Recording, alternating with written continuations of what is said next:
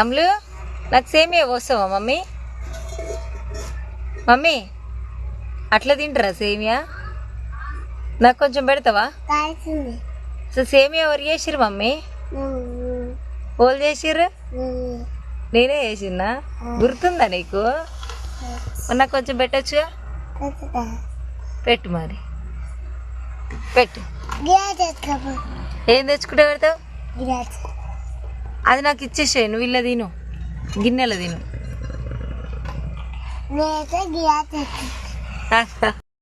కోసమా మమ్మీ?